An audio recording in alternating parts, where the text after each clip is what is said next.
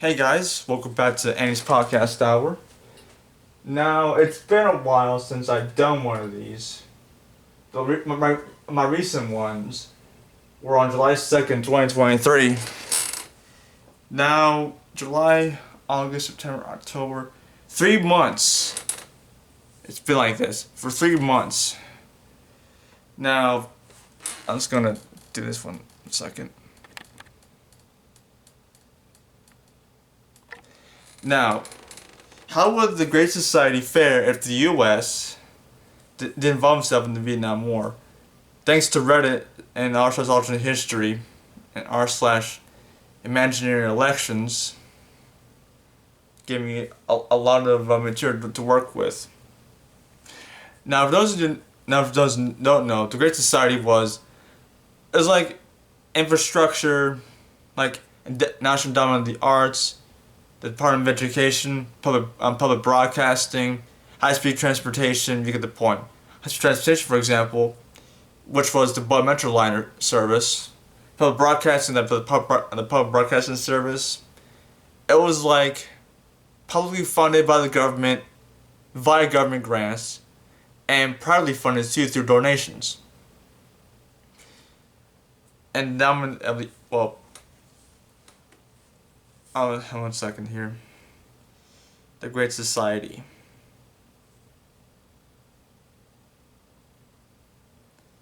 The Great Society.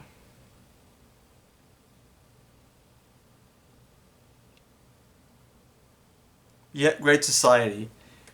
These were a set of domestic programs launched by President Lyndon Johnson. Yet, to combat poverty and transportation were launched. Yeah, education, medical care, urban problems, you get the point. The economic social conditions. This is like the New Deal 2.0 for one thing.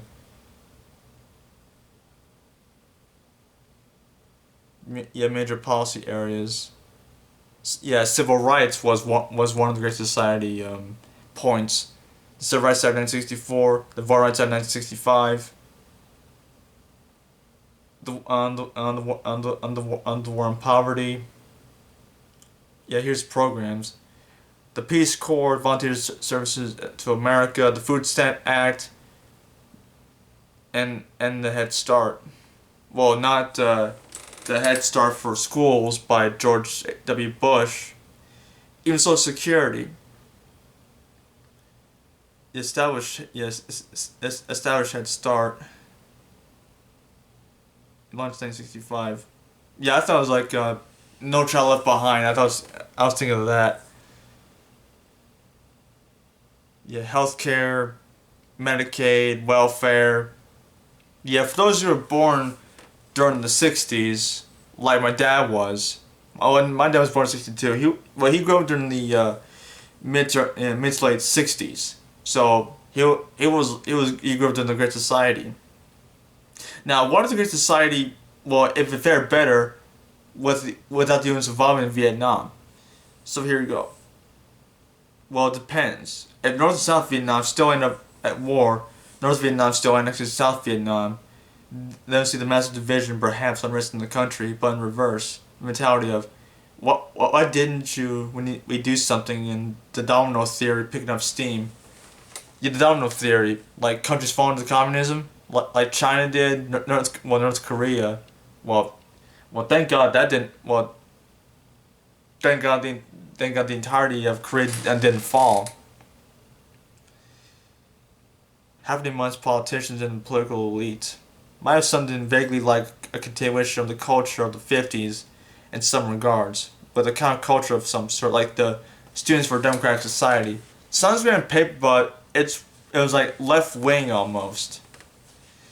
Without intervening and dealing with the slow burn that was Vietnam and subsequent fall of the South to the North, the call would be for more interventionist America, not less of one. We might have Nightmare on Elm Street or the great work done later by Wes Craven by extension. Yeah, without the Vietnam War, Johnson would have gotten all these programs done in his first term.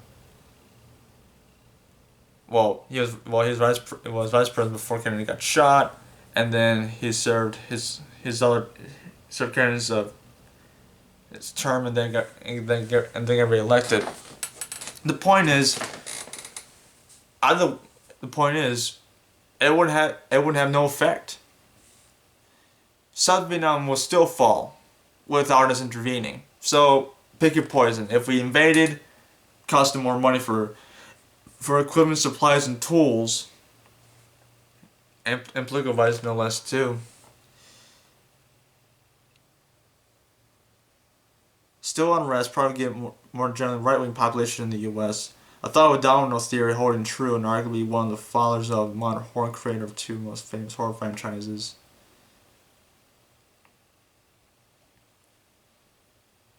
The question is desegregation, social programs. I think desegregation would have gone through a lot quicker, because before that, during Truman's administration, desegregation of the armed forces and desegregation as a whole was that the 60s, like civil unrest, the "I Have a Dream" speech from Martin Luther King Jr. and Johnson's signing the Civil Rights Act of 1964 and the Voting Rights Act of 1965.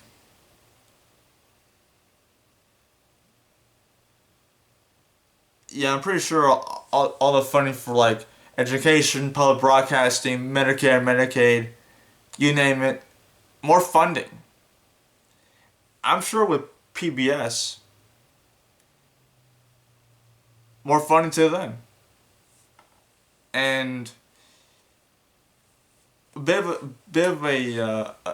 well, I'm on top of PBS here. Nixon, however, when he was president, he wanted to cut funding, but thanks to one Fred Rogers, more funding.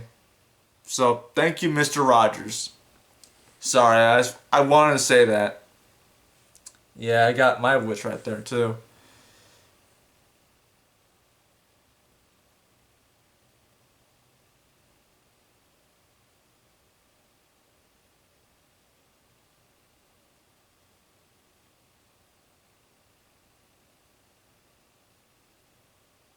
Now, getting on the topic of Red Dead Redemption 2, what if the 1893 Anti-Pinkerton Act was never passed? The Pinkertons, the detective agency, hunted down the Vanderlyn gang throughout Red Dead Redemption 2. Now, what if the 1893 Pinkerton Act was never passed?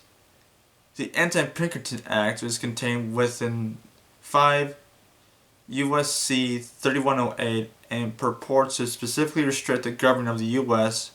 as well as D.C. from hiring employees of Pinkerton or similar organizations.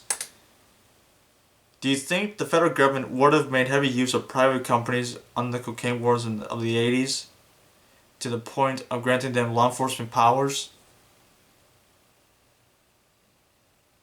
Yeah, if we had that, yeah, private investigators. Hey, it would have helped. It would help on the war on drugs. Yes, to be running rampant. It's, however, an interesting thought experiment since these guys aren't really government agents, but hired by the government on contract. See, a lot of them be killed by the people they be oppressing.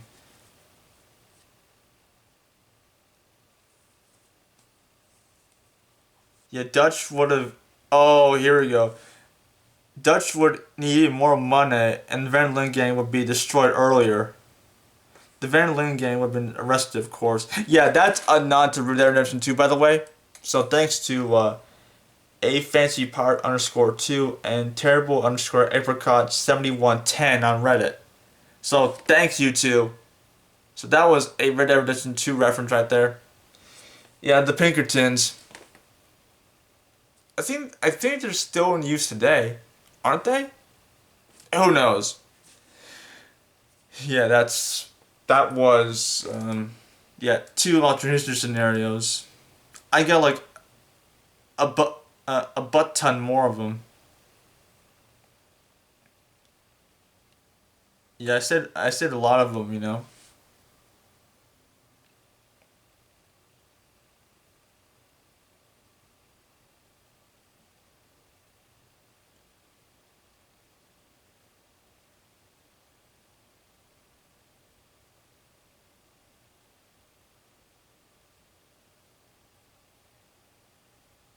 Yeah, so that anyway, guys, that's up.